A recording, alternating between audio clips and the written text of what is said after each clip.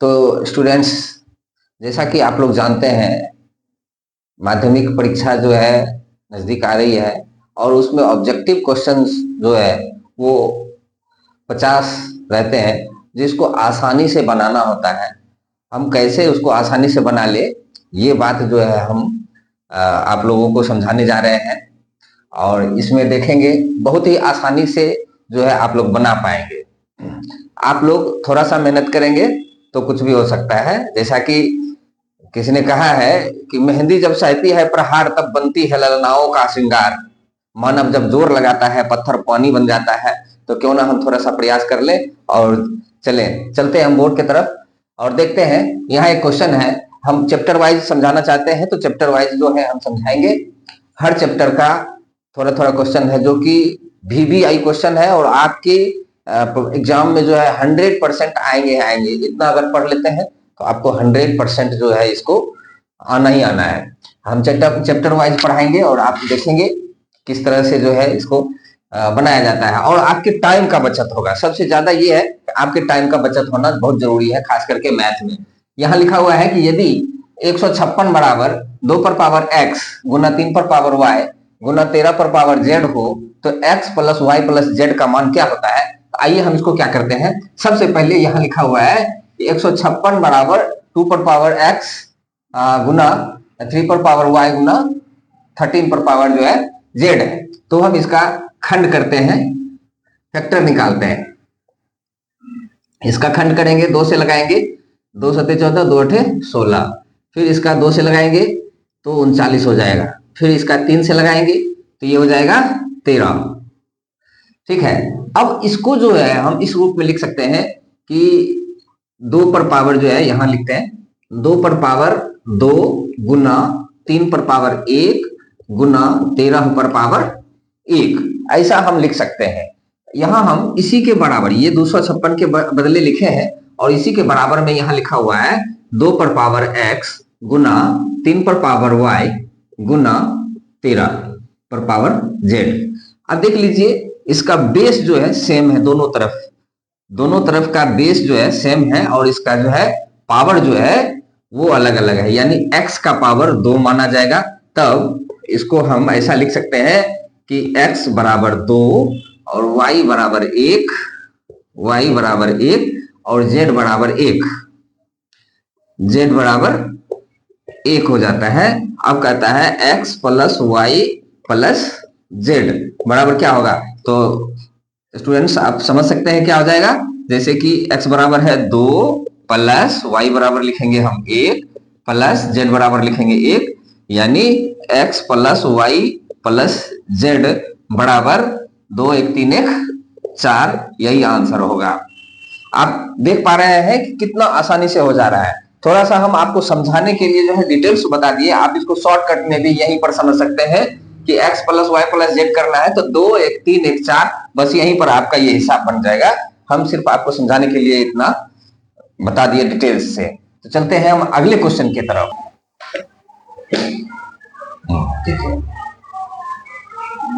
चलिए अगला क्वेश्चन देखते हैं कि ये लिखा है 0.375 के टी बटे क्यू रूप में क्यू का रूप क्या हो सकता है। क्यू का रूप जो है आपको ऑप्शन में वहां दिया जा सकता है या फिर और भी। तो यहां हम क्या करते हैं 0.375 को हम ऐसा लिख सकते हैं 0.375 बाय, अगर इसका पॉइंट उड़ाना है तो 1 पर 3 शून्य, यानी दशमलव के बाद 1 2 3 है तो 3 शून्य हमको देना पड़ेगा। अब क्या करते हैं, हमको सिर्फ क्यू का रूप पूछ रहा है, इसीलिए हम सिर्फ इसका जो है खंड करेंगे। हम अलग में खंड कर लेते हैं। जैसे 1000 का खंड करेंगे, 2 से लगाएंगे 500 हो जाएगा, फिर 2 से लगाएंगे 250 हो जाएगा, फिर 2 से लगाएंगे 125 हो जाएगा, फिर 5 से लगाएंगे तो हो जाएगा 25 बार में, फिर 5 से लगाएंगे फिर 5। इसका मतलब है कि ऊपर जो भी रहे लेकिन नीचे जो है इसको हम लिख सकते हैं 2 पर पावर 3 गुना 5 पर पावर 3। तो Q का रूप जो होगा ये होगा 2 पर पावर 3 गुना 5 पर पावर 3, यही आंसर आएगा। ठीक है, चलते हैं अगले क्वेश्चन की तरफ। अगर आप इसमें कुछ भी और आसान चाहते हैं तो आप हमको कमेंट में जरूर लिख करके बताएं। अगला क्वेश्चन है पी, ये 2 नंबर क्वेश्चन, 3 नंबर का क्वेश्चन, p बाय 2 पर पावर n, p बाय 2 पर पावर n इंटू 5 पर पावर m ऐसा है के रूप में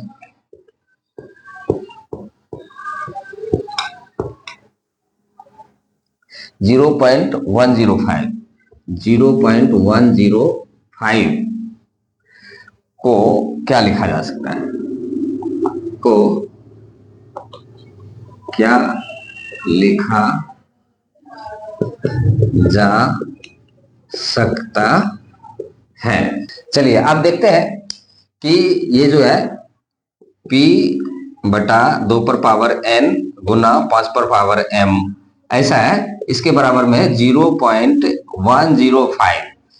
तो पॉइंट को उड़ाने के लिए एक पर हम 3 शून्य डालेंगे तो आसान तब होगा जब इसको हम काट लेते हैं। 5 के टेबल में ये भी है और ये भी है। 5 के टेबल में इसको हम डालेंगे 21 बार में है, 5 के टेबल में ये 20 2500 200 25 1000 ऐसा है। अब हम क्या करते हैं 200 का फ्रैक्शन निकाल लेते हैं। 200 का फ्रैक्शन निकालते हैं तो क्या आ जाएगा 200, इसका फ्रैक्शन निकालेंगे 2 से लगाएंगे 100, फिर 2 से लगाएंगे 50, फिर यहाँ 2 से लगाएंगे 25 आ जाएगा, फिर 5 और 5 इसको हम लिख सकते हैं, यानी इसके बराबर में हम लिख सकते हैं 21 बटा 2 पर पावर 3 गुना 5 पर पावर 2, यही आपका आंसर होगा। अब चलते हैं हम अगले क्वेश्चन की तरफ। अगला क्वेश्चन में देखते हैं, लिखा है कि 6 plus root 125 minus 3 plus root 5 plus 1 minus 4 root 5 यह परिमेय संख्या है या अपरिमेय संख्या। चलिए सबसे पहले जो है हम इस क्वेश्चन को ऐसे हल करते हैं कि ब्रैकेट उड़ाते हैं तो 6 प्लस रूट अंडर 125 को हम 5 रूट 5 लिख सकते हैं, माइनस यहाँ माइनस से गुना करते हैं तो प्लस वाला माइनस हो जाता है, माइनस से फिर प्लस वाला को करते हैं माइनस रूट अंडर 5 हो जाता है, प्लस यहाँ 1 माइनस 4 रूट 5। अब क्या करते हैं रूट 5 वाला जो है एक कैटेगरी में आता है तो इसको जो है सोल्व करेंगे, पहले इसका जोड़ घटाव करेंगे। ये प्लस 5 रूट 5 है, ये माइनस 5 रूट 5 माइनस रूट 5 है और ये माइनस 4 रूट 5 है। तो माइनस वाला को ऐड करते हैं तो क्या हो जाता है 4 1 5, यानी ये अंक वाला जोड़ लेते हैं, 6 में से 3 गया तो 3, 3 में फिर 1 जोड़ देते हैं तो हो जाता है 4, यानी 4।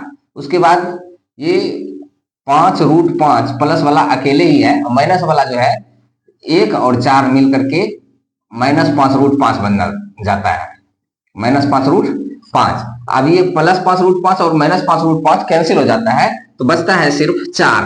तब यह एक परिमेय संख्या है क्योंकि ये हम P बटे Q के रूप में लिख सकते हैं, यह परिमेय संख्या है। आपका उत्तर होगा कि परिमेय संख्या है। चलिए अगला क्वेश्चन ये देखते हैं। अब है निम्नलिखित में किसका दशमलव प्रसार शांत है। दशमलव प्रसार शांत को समझने के लिए सबसे पहले हम क्या करते हैं, ये P बटे Q के रूप में जो होता है हम सिर्फ Q को हल कर लेंगे तो ये जो है आसानी से हल हो जाएगा, तुरंत हल हो जाएगा। सिर्फ नीचे वाले को हल करना होता है, देखना होता है, मतलब कॉमन सेंस ये लगाना है, नीचे में 2 पर पावर बचना चाहिए और 5 पर पावर कितना हो वो बचना चाहिए और उसके अलावा कुछ भी नहीं आना चाहिए। इसके अलावा अगर कुछ भी आता है तो वो अशांत होता है, वरना 2 और 5 रहता है तो वो शांत रहता है। अब यहाँ जैसे देख रहे हैं इसके नीचे है 700, 7 गुना, यानी इसको हम 11 बटे 7 गुना 100 लिख सकते हैं। अगर 100 में 2 5 आता है लेकिन 7 तो रह ही जाएगा, 7 का खंड नहीं होता है, अतः ये शांत नहीं है। इसमें चलते हैं, इसमें भी अगर करते हैं तो 3 गुना 7 गुना 100 आता है तो इसमें 3 7 आ जाता है तो ये 7 शांत नहीं होगा, ये अशांत हो जाएगा। इसमें देखते हैं, इसमें ऐसा भी ध्यान देना पड़ता है जैसे कि इसको काटना होता है तो ये अगर कट जाता है इससे 13 सते 91, फिर भी यहाँ 13 तो कट गया लेकिन 3 बच ही गया, 3 अशांत रखेगा, लेकिन यहाँ क्या करते हैं, 343 है, यहाँ कॉमन सेंस लगाना होगा। 343 को हम 7 पर पावर 3 लिख सकते हैं। 7 गुना 7 गुना 7 343 होता है। अब नीचे लिखा हुआ है कि 2 पर पावर 3 गुना 5 पर पावर 3 गुना 7 पर पावर 3। तो यहाँ 7 पर पावर 3 7 पर पावर 3 कट गया, तो सिर्फ बचा है नीचे में, ऊपर नहीं कुछ बचा है, तो एक बचा है 1/2 पर पावर 3 गुना 5 पर पावर 3। अब जैसा कि मैंने कहा था कि यहाँ 2 और 5 के अलावा और कुछ नहीं बचना चाहिए, तो 2 और 5 ही बचा है। पावर कुछ भी हो, पावर में कुछ भी हो, लेकिन ये आधार जो है, बेस जो है, 2 और 5 ही बचे। तो इतना अगर बच गया तो ये हो जाएगा शांत। तो आपका उत्तर होगा, आप उत्तर में लिख सकते हैं 343/2 पर पावर 3 गुना 5 पर पावर 3 गुना 7 पर पावर 3, यही आंसर होगा। चलिए अब चलते हैं अगले क्वेश्चन की तरफ। दिया हुआ है यदि a बराबर 2 पर पावर 3 गुना 3, b बराबर 2 गुना 3, c बराबर 3 पर पावर n गुना 5 है, तथा एबीसी का एलसीएम जो है, एलसीएम दिया हुआ है 2 पर पावर 3 गुना 3 पर पावर 2 गुना 5 हो, तो n बराबर क्या हो सकता है। यहां हम इस तरह से इसको सोल्व कर लेंगे जल्दी से, हमको परीक्षा में समय भी बचाना होता है। तो हम लिख लेते हैं a बराबर क्या है, 2 पर पावर 3 गुना 3, और यहाँ b बराबर क्या है, b बराबर है 2 गुना 3 है, c बराबर है 3 पर पावर n गुना 5। तो एलसीएम ऐसा इस कैटेगरी में अगर होता है, फ्रैक्शन में अगर होता है, तो इसका एलसीएम निकालने के लिए हम ये करते हैं कि इसमें मिलता क्या है, मिलता है यहाँ 2 पर पावर कम से कम है 1, ठीक है, 2 पर पावर कम से कम 1 है, तो 2 तो यहाँ मिलता ही होगा। लेकिन जितना ज्यादा पावर है उसको हम पहले लिख लेते हैं, सब में है तो उसको लिख लेते हैं, जैसे कि इसमें भी है और इसमें भी है, तो हम लिख लेते हैं 2 पर पावर 3 गुना, इसमें भी देख लेते हैं कि 3 है, इसमें भी 3 है, यहाँ 3 पर पावर n है, और जबकि हमको एलसीएम में दिया हुआ है 3 पर पावर 2, एलसीएम में हमको दिया हुआ है 3 पर पावर 2, यानी 2 पर पावर 3 गुना 3 पर पावर 2 गुना 5 पर पावर 5 सिर्फ है, 5 पर पावर नहीं है। अब देखते हैं यहाँ पर 3 पर पावर कितना होना चाहिए, जबकि एलसीएम में 3 पर पावर 2 है, तो जरूर यहाँ भी 3 पर पावर 2 है, तभी इसका एलसीएम 3 पर पावर 2 होगा, अदरवाइज ये ऐसा नहीं हो सकता है। अगर एक ही होता तो 3 पर पावर कुछ नहीं होता, अगर एक से ज्यादा, 2 से ज्यादा होता, 3 होता, तो यहाँ 3 पर पावर 3 होता, अगर 4 होता तो 3 पर पावर 4 होता, अर्थात एलसीएम में यहाँ दिया हुआ है 3, इसलिए यहाँ पर आपको लिखना पड़ेगा। तो जो मिलता है उसको भी लिखते हैं, जो नहीं मिलता है उसको भी लिखते हैं, तो ये भी एलसीएम में आ जाएगा। अब n के जगह पर आ गया है 2, इसलिए हम लिख सकते हैं n बराबर है 2, यही आपका आंसर होगा। अगला क्वेश्चन हम देखते हैं, परीक्षा में इसको जल्दी जल्दी बनाना होता है। चलिए आप देखते हैं, इसमें लिखा हुआ है 0.49 पर रेकरिंग को P/Q रूप में लिखा जा सकता है। अब किस रूप में लिखा जा सकता है, ये और 4 ऑप्शन है। 4 ऑप्शन में इसको हम आसानी से समझेंगे कि यहाँ हम 1 बाय 1 हल करेंगे। हल क्या करेंगे, सबसे पहले हमको दिमाग में ये बात सेट कर लेना है कि जहां रेकरिंग होगा, जिसके ऊपर रेकरिंग होगा, उसके बदले में हमको 0 नहीं देना है, बल्कि हमको 9 देना है। तो यहाँ दोनों के ऊपर में रेकरिंग है यहाँ पर, तो ये तो 100 है, 100 तो नहीं होगा, तो 2 गुना होना चाहिए इसके नीचे, जैसे 49 है उसके नीचे 2 गुना है, तो यही आपका आंसर होगा। तो P/Q के रूप में इसका जो है 49/99 ही आएगा। चलिए अगला क्वेश्चन देखते हैं।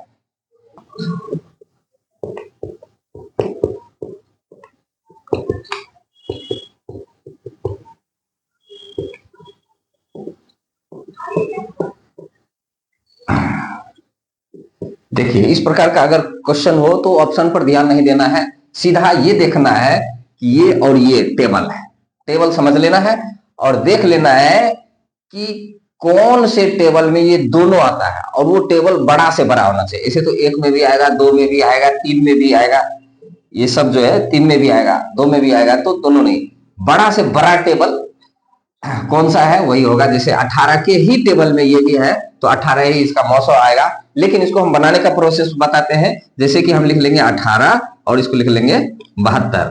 18 को हम खंड करेंगे तो खंड करने में हम लिखेंगे 2 गुना 3 गुना 3, और 72 को हम लिखेंगे 2 गुना 2 गुना 2 गुना 3 गुना 3। ये आएगा।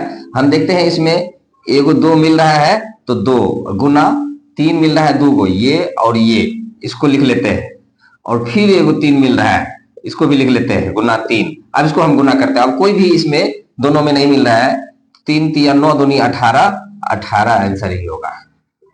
चलते हैं अगले क्वेश्चन के तरफ। इसमें भी लिखा है 64 के अभाज्य गुणनखंड में 2 का क्या घातांक होगा। तो हम क्या करते हैं, 64 का जो है हम फ्रैक्शन निकालते हैं, 2 से लगाते हैं 32, फिर 2 से लगाते हैं तो हो जाता है 16, फिर 2 से लगाते हैं तो 8, फिर 2 से लगाते हैं 4, फिर 2 से लगाते हैं 2। इस तरह से हम जानते हैं, देखते हैं कि यहाँ 2 पर पावर कितने प्राप्त हो रहे हैं, 1 2 3 4 5 6। ये पावर जो है यही घात है, पावर को ही हिंदी में घात कहा जाता है। तो हम लिख सकते हैं घात पावर कितना है 6, यही आंसर होगा आपका। चलते हैं 10वां क्वेश्चन की तरफ। 156 के अभाज्य गुणनखंड का में 2 का घात, उसी प्रकार से ये है 156 के अभाज्य गुणनखंड 2 का घात क्या है। अब यहां देख पा रहे हैं जिस तरह से 9 नंबर के क्वेश्चन में, उसी तरह से इसके क्वेश्चन में भी है 156 के अभाज्य गुणनखंड में 2 का घात क्या होगा। तो इसमें भी करेंगे तो इसमें 2 के अलावा और भी आएगा, तो हमको सिर्फ 2 का घात देखना है। 156 का हम फैक्टर निकाल लेते हैं, 2 से करते हैं तो हो जाता है 2 7 14, 2 8 16, फिर 2 से लगाते हैं 39 हो जाता है, फिर 2 से लगाते हैं 3 से लगाते हैं तो ये हो जाता है 13। तो यहां हम लिख सकते हैं 2 पर पावर 2 गुना 3 पर पावर 1, यानी 1 नहीं लिखते हैं और 13। तो इस पर 2 का घात देखना, 2 का घात क्या है, तो यहां घात बराबर लिख लेंगे डायरेक्ट 2, 2 का घात 2 है, यही आंसर हो गया। चलिए ये देखते हैं, ये छोटा क्वेश्चन है और बहुत ही VVI है, हम इसको VVI इसलिए मान रहे हैं कि 22/7 जो होता है पाई का मान भी होता है कि पाई बराबर 22/7, लेकिन यहां सिर्फ 22/7 लिखा हुआ है। तो 22/7 जो है परिमेय है कि अपरिमेय है, P/Q के रूप में है तो इसको परिमेय है, क्योंकि P/Q के रूप में जो भी चीज होता है वो परिमेय होता है, जो भी होता है वो परिमेय होता है। ये पाई का मान नहीं दिया हुआ है कि ये पाई का मान है, बस लिखा है 22/7। ये 22/7 लिखा रहेगा तब हम लिखेंगे कि ये परिमेय संख्या है। अगर कहीं पर पूछा जाएगा कि पाई क्या है, पाई क्या है, तब हम लिखेंगे अपरिमेय, परिमेय। चूंकि पाई का मान आपको 22/7 बताया जाता है, त्रिकोणमिति में भी आता है, क्षेत्रमिति में आता है, इसका वृत्त चैप्टर में आता है, लेकिन त्रिकोणमिति में जो है इसका मान जो है 180 आ जाता है। इसलिए हमको पाई को सिर्फ अपरिमेय रखना है। 22/7 अगर दिया हुआ है तो हम उसको अपरिमेय नहीं मानेंगे, सिर्फ पाई को मानेंगे अपरिमेय, ठीक है। तो ये जो है 22/7 को परिमेय माना जाएगा। आपका आंसर ये होना चाहिए, अगर पाई रहेगा तो अपरिमेय होगा। चलते हैं अगले क्वेश्चन में। 8 पर पावर 0 गुना 2 पर पावर 0 बराबर क्या। 8 पर पावर 0 गुना 2 पर पावर 0 बराबर व्हाट। आप देखते हैं किसी भी संख्या पर अगर पावर 0 है तो उसका मान 1 होता है।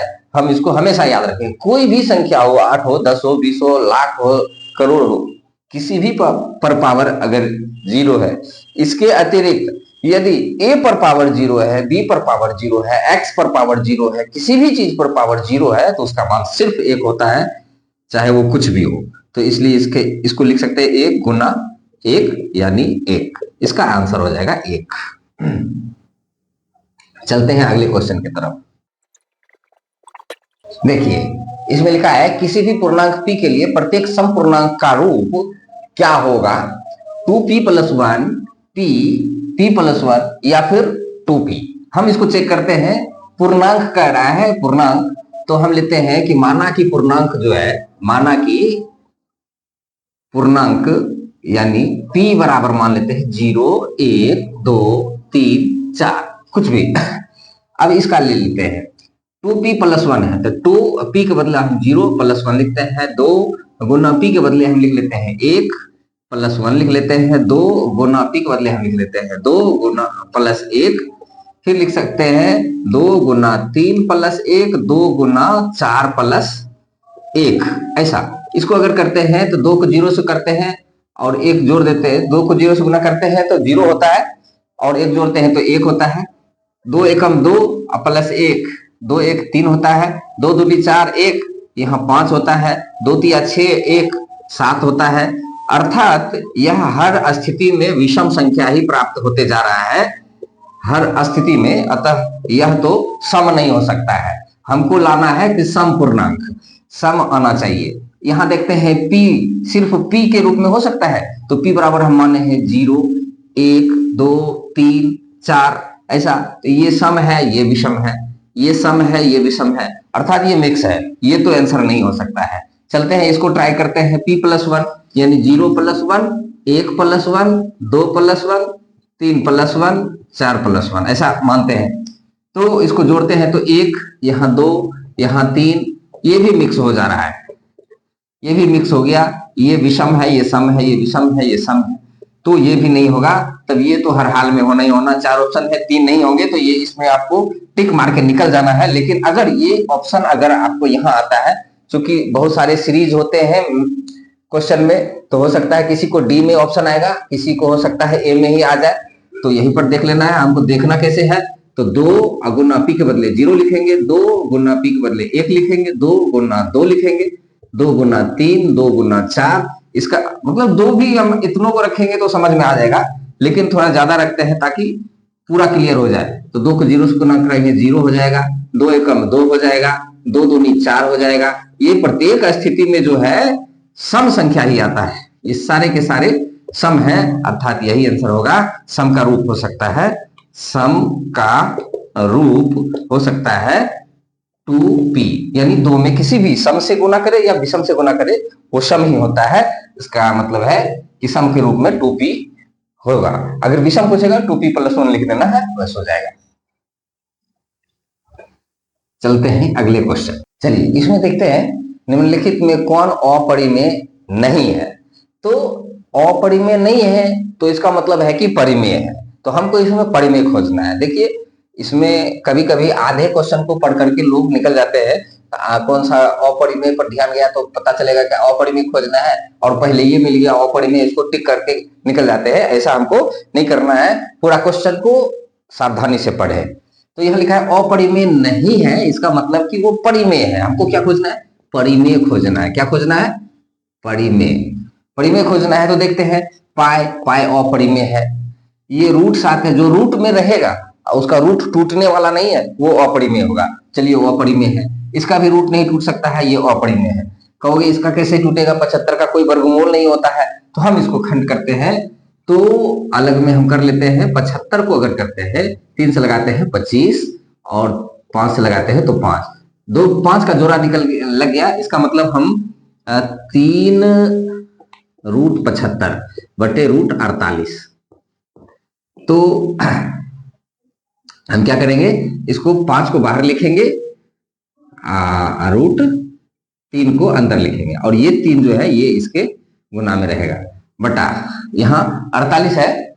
तो एक शॉर्टकट भी है, बिना ऐसे बनाए भी आप बना सकते हैं कि इसमें 48 में जो है कौन सा वर्ग वाला है। जैसे 16 एक वर्ग है, 16 से भाग लगता है, तो 16 का वर्गमूल होता है 4, और बच क्या गया है 16 तिया 48, यानी 3 को अंदर में रख लीजिए, ठीक है। तो इसको इसमें देख लीजिए √3 और √3 कट गया तो बच गया 3 × 5 = 15, 3 × 5 = 15 बटे 4, ये परिमेय है। ये क्या है, परिमेय। और हमको क्या खोजना था, परिमेय। तो हम क्या लिखेंगे, परिमेय संख्या के बराबर लिखेंगे 3√75 बटे √48 यही आपका परिमेय संख्या है। चलते हैं अगले क्वेश्चन की तरफ। चलिए, इसमें दिया है यदि दो संख्याओं का गुणनफल 2166 एवं उसका मौसो जो है 19 है तो उसका लॉसो क्या होगा। तो सबसे पहले क्या करते हैं, जो दिया हुआ है वो लिखते हैं। दो संख्या दिया हुआ है, दो संख्या कौन सा हो सकता है, तो दो संख्या है a गुना b मान लेते हैं, दोनों का गुणनफल है इसलिए a गुना b, यानी a गुना b बराबर जो है 2166 आपको दिया हुआ है और उसका मौसो यानी HCF जो है HCF वो दिया हुआ है आपको 19। आपको LCM निकालना है तो LCM बराबर एक सूत्र होता है, तो A गुना B बटे HCF आपको इसी सूत्र पर कर देना है। A गुना B बराबर आपको दिया हुआ है 2166 बटा नीचे HCF दिया है आपको 19 से आप इसको काट सकते हैं। 19 से एक बार में लगाएंगे। देखिए, डायरेक्ट गुना करने के लिए भी आपको हम बता रहे हैं कि डायरेक्ट आप गुना या भाग कैसे करेंगे। तो इसको 19 से भाग लगाएंगे एक बार में, तो इसमें दो जो है बच जाएगा, दो बच जाएगा, इसको दे देते हैं, ये हो जाएगा 26 हो जाएगा। फिर एक बार में लगाएंगे तो यहाँ बच जाता है 7 यानी इसके आगे दे देते हैं तो 76 हो जाता है। 19 चौके 76 यानी आपका आंसर होगा 114। अगले क्वेश्चन की तरफ बढ़ते हैं। इस तरह से आप आसानी से समय बचा करके निकल सकते हैं। हम एक वीडियो में ऐसा भी बना दूंगा कि आपको ऐसा ट्रिक बताऊंगा कि एग्जाम में समय भी बच जाएगा और सभी क्वेश्चनों का हल भी कर पाएंगे। मैं उसके लिए एक अलग से वीडियो बना दूंगा, आप इसको ट्राई करना है। आप ऐसे भी कर सकते हैं, 2 पर पावर 4 गुना, इसको गुना कर सकते हैं, इसको भी गुना कर सकते हैं, इसको भी गुना कर सकते हैं, या आप ऐसा कर सकते हैं 96 का जो है फ्रैक्शन करेंगे तो क्या आ जाएगा, 2 से लगाएंगे 48, फिर 2 से लगाएंगे 24, फिर 2 से लगाएंगे 12, फिर 2 से लगाएंगे तो 6, फिर 2 से लगाएंगे 3। अब यहाँ देख रहे हैं 1 2 3 4 5, 2 पर पावर 5 गुना 1 3, कहां से है, यहां से है, यही आपका आंसर होगा। चलिए,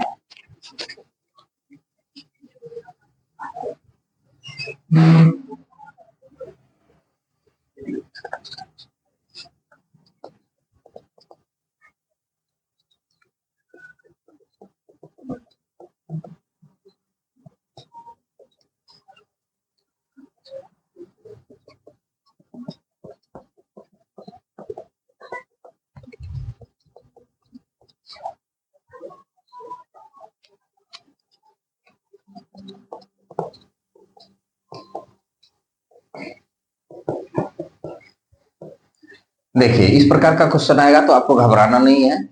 देखिए, सबसे पहले कर रहा है मौसो, तो आपको पता है कि मौसो कैसे निकाला जाता है, सबसे पहले चैप्टर में यही बताया जाता है। तो जैसे कि 65 और 117 का मौसो निकाल लेते हैं, तो 65 और 117 इसका जो हो जाएगा 5 से लगाएंगे, 5 गुना 13 लिख सकते हैं, इसको लिख सकते हैं 3 गुना 3 गुना 13, 3 3 9, 13 9 117। अब देखते हैं इसमें दोनों में क्या मिलता है, यानी मौसो बराबर क्या होता है, तो मौसो बराबर 13 और 13 ही मिलता है और कुछ भी नहीं मिलता है, यानी इसका मौसो हो जाएगा 13। अब लिखा हुआ है कि मौसो जो है 65m-117 के रूप में होना चाहिए, तो इसको हम लिखेंगे 65m-117 यही बराबर 13 है। अब इसको हम हल कर लेंगे, यानी एम वाला को इधर रख लेंगे, बिना एम वाला को उधर भेज देते हैं, तो लिखते हैं 65m बराबर 13, तो इधर पहले से है ऑलरेडी, इसको -117 को बराबर के उस पार भेजेंगे तो हो जाएगा +117। अब हम 65m बराबर लिख सकते हैं 130, यानी इस दोनों को जोड़ देते हैं तो ये 65 दूना 130, यानी m बराबर हो जाता है 2। चलते हैं अगले क्वेश्चन की तरफ।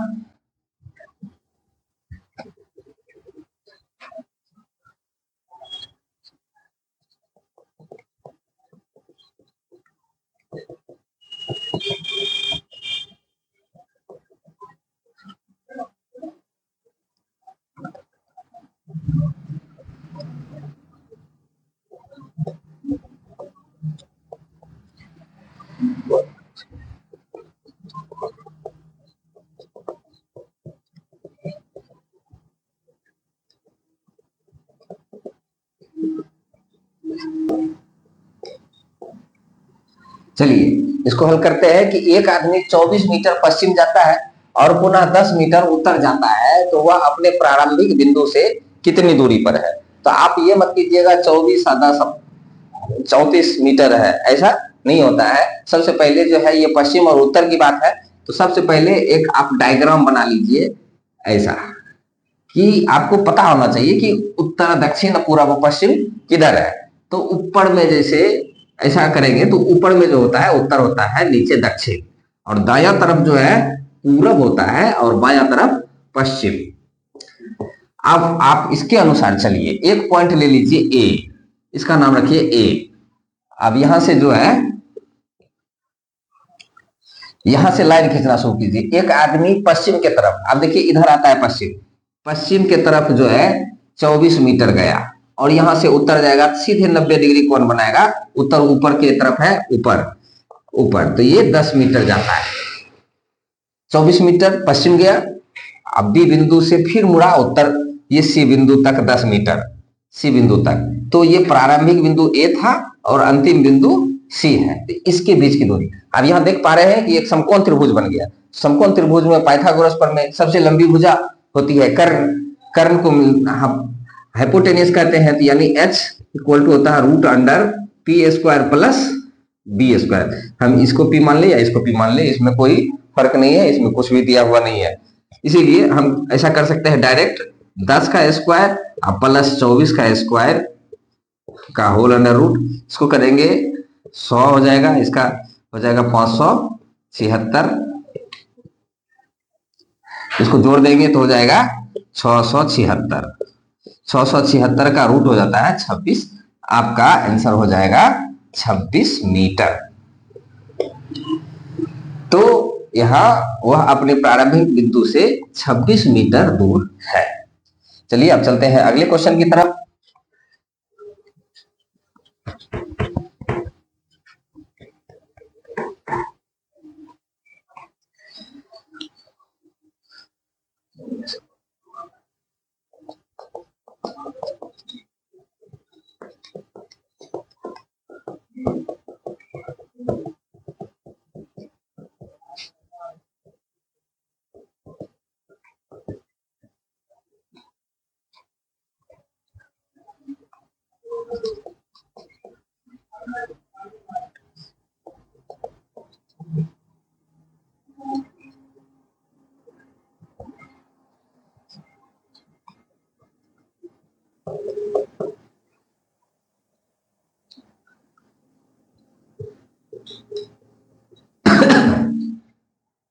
चलते हैं, इसको देखते हैं कि निम्न में से कौन सी संख्या अपरिमेय है। अपरिमेय को हमको चूज करना है, तो अपरिमेय के रूप में हम इसको हल करते हैं। 36 का रूट हो जाता है 6 और 64 का हो जाता है 8, ये तो परिमेय हो जाएगा, इसका मतलब ये नहीं है। बी का हल करते हैं, इसका 1 का रूट हो जाता है 1 और 81 का हो जाता है 9, तो ये भी नहीं होगा, हमको अपरिमेय खोजना, ये परिमेय हो जाएगा। यानी रूट से निकलना नहीं चाहिए तो वो अपरिमेय होगा, रूट से निकल गया तो परिमेय हो जाता है, इसका आंसर नहीं आएगा। अब आएगा ये 3 का भी नहीं आता है और 5 का भी नहीं आता है, तो ये 3/√5 ही जो है, सॉरी रूट अंडर 3/5 ही जो है ये आपका अपरिमेय संख्या है। अब देखते हैं कि ये ऑप्शन हो सकता है आपको पहले आ जाए, तो आप इसको भी हल करना सीख ले। तो -9 है बटे ये जो है इसका 7 होता है, प्लस -7 होता है, यानी माइनस माइनस कट सकता है, तो आ जाता है 9/7 भी हम इसको लिख सकते हैं, तो ये भी परिमेय है, ये भी परिमेय है। तो आपका आंसर हो जाता है रूट अंडर 3/5। देखते हैं इस क्वेश्चन में, इस क्वेश्चन में ऑप्शन होंगे, लेकिन हमको ऑप्शन में नहीं जाना है, डायरेक्ट इसको बना लेना है ताकि जल्दी से आ जाए। सोचने में आपको ज्यादा समय लग जाएगा, बनाने में कम समय लगेगा। तो इसको क्या करते हैं, हम इसको लिख सकते हैं 6 गुना x गुना x गुना x गुना x, x पर पावर 4 है, 4 बार लिख दिए, गुना y लिख देते हैं। और इसको लिख सकते हैं 6 गुना 2, इसको 12 को लिख सकते हैं 6 गुना 2 गुना x गुना y। तो यहां जो है मौसौ का मतलब होता है कि जो दोनों में मिल जाए, तो दोनों में मिल रहा है 6 मौसौ, मौसौ बराबर जो होता है जो दोनों में मिलता है उसको लिखते हैं। तो 6 मिल रहा है और एगो x इसमें एगो x मिल रहा है, और एगो वाई इसमें एगो वाई इसमें मिल रहा है, इसीलिए इसका मौसो जो है 6xy होगा। यही आपका आंसर आएगा। धन्यवाद। अब हम अगले चैप्टर का जो है नेक्स्ट वीडियो में डालेंगे। अब इसमें जो है आप ये बताइए, हमने अभी इसमें बताया था कि मौसो को अगर निकालना है और ये गुना भी दिया हुआ है तो आप कौन सा सूत्र पर उसको निकालेंगे, वो सूत्र आप हमको कमेंट में लिख करके भेजिए। और भी जो भी समस्या है वो कमेंट में जरूर लिख करके भेजें। अगर आप माध्यमिक परीक्षा में जो है जल्दी से सफल होना चाहते हैं, अच्छे नंबरों से सफल होना चाहते हैं, तो आप जो है मेरे चैनल को सब्सक्राइब कर लें ताकि आसानी से मैथ को समझ सके और समय को भी बचा सके। धन्यवाद।